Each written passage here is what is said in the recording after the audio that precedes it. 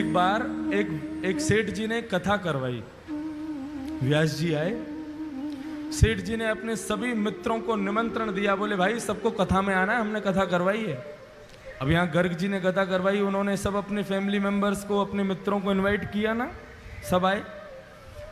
तो जैसे कोई अगर अच्छा हमारा दोस्त आता है तो हम क्या करते हैं, उसको स्टेज पर लेकर के जाते हैं महाराज जी से मिलवाने के लिए, महाराज जी हमारा बहुत अच्छा दोस्त है ये। ऐसे ही वो सेठ जी ने कथा करवाई तो उनका एक दोस्त आया, अपने दोस्त को लेकर के ऊपर मंच पर गए और मंच पर जाकर के महाराज जी से मिलवाया। और वो दोस्त जो था वो कभी भजन वजन नहीं करता था, लेकिन अपने दोस्त के कहने पर वो आ गया था कथा में। आज जैसे ही मंच पर आया, ध्यान से सुनना सभी लोग, संत जो थे वो चेहरा देख करके ही समझ जाते थे कि आदमी भजन करता है कि नहीं करता।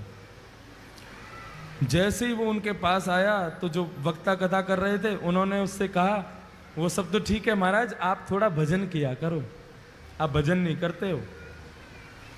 वो आदमी कहने, अरे महाराज जहर खाने का समय नहीं है, आप कह रहे हो भजन किया करो। एक सेकंड का समय नहीं मिलता मुझे फैक्ट्री से, आज बड़ी मुश्किल से 5 मिनट निकाल के आया हूं आपकी कथा में आने के लिए, बहुत समझिए आप। संत बोले, अच्छा तुम यदि भजन करोगे ना तो तुम्हारी जो बिजनेस है ना वो 10 गुना ज्यादा तीव्र गति से कमाई करवाएगा तुम्हारा, देख लेना। अब जिसको अपनी बिजनेस की पड़ी रहती है और बढ़े, और उसको तो उपाय चाहिए कैसे भी बढ़े। अच्छा सच में? बोले हाँ, 5 मिनट बस भजन करना है तुम्हें, सब हो जाएगा काम। कहीं भी समय निकालो, 5 मिनट भजन करो। तो उसने कहा कभी भी कर सकते हैं? बोले हाँ कभी भी करो। और उस भले आदमी ने पता कौन सा समय चुना? सुबह सुबह बाथरूम में बैठ करके भगवान का भजन करता था।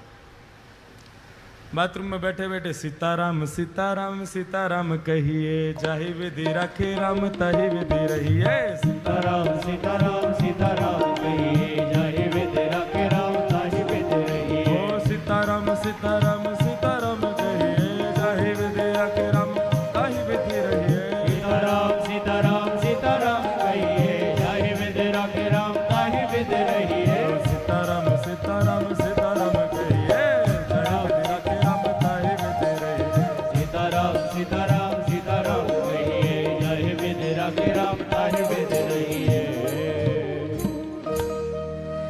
बाथरूम में बैठा बैठा वहीं गाता था।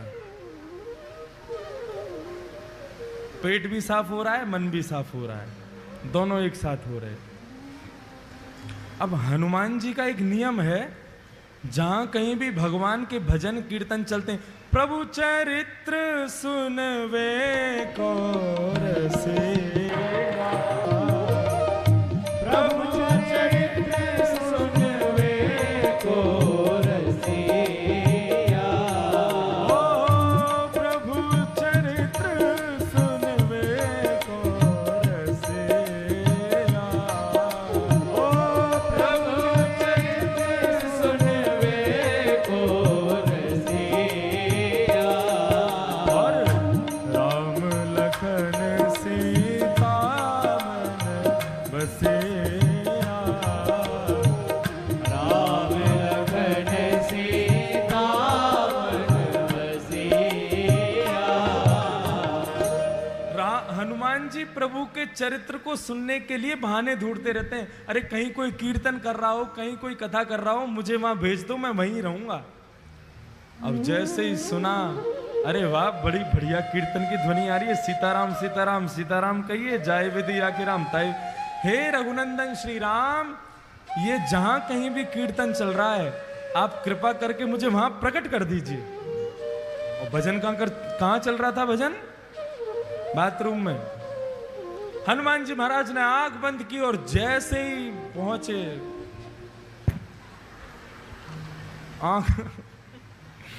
आंख खोल करके देखा, हनुमान जी महाराज का पूरा दिमाग खराब हो गया।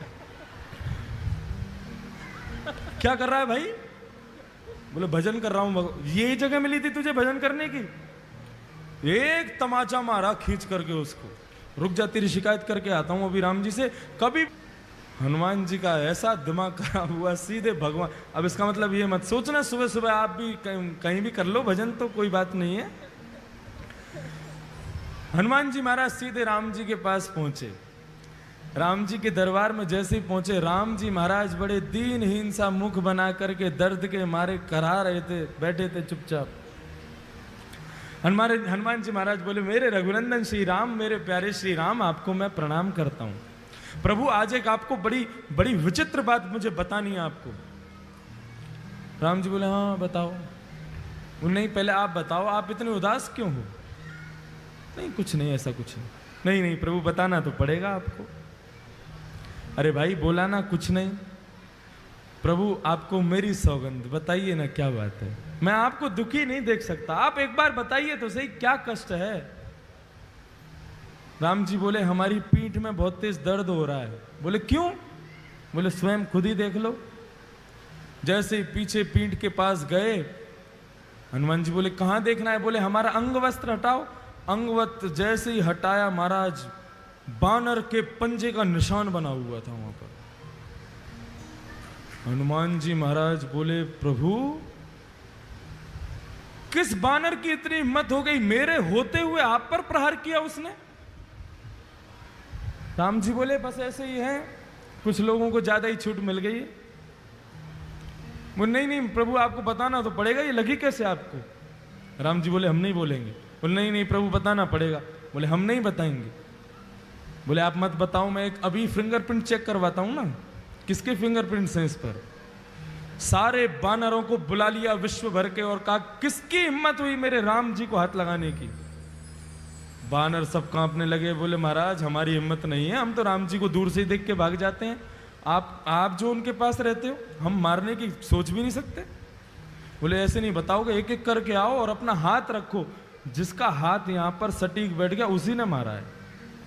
और एक एक करके सारे बानर जा रहे हैं, राम जी के उस पंजे पर हाथ लगा रहे हैं। राम जी मन ही मन प्रसन्न हो रहे हैं, कर लो सब कुछ कर लो, जो करना है कर लो। एक एक करके सारे बानर चले गए महाराज, एक का भी हाथ नहीं बैठा।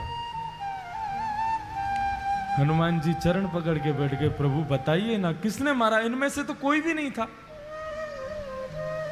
अच्छा बता दूं? बोले हाँ बताओ। तुमने अपना हाथ लगा के देखा क्या? हनुमान, अच्छा मैं आपको लगता है मैं मारूंगा? नहीं मैं मार तो नहीं सकते, पूछ रहा हूं तुमने लगा के देखा? बोले नहीं। एक बार देख के आओ। हनुमान जी महाराज पीछे गए, घबराने लगे, कांपने लगे। बोले मैं हाथ कैसे लगाऊं? और जैसे जैसे हाथ पास आता जावे वो वैसे वैसे मैच होता जावे। और जैसे ही रखा बिल्कुल उसी शेप का था जिस शेप का हनुमान जी का हाथ। हनुमान जी रोने लगे, प्रभु मुझसे ये अपराध कैसे हो गया? तब राम जी कह रहे हैं कि भक्त भक्ति भगवंत गुरु, चतुर नाम वपुए,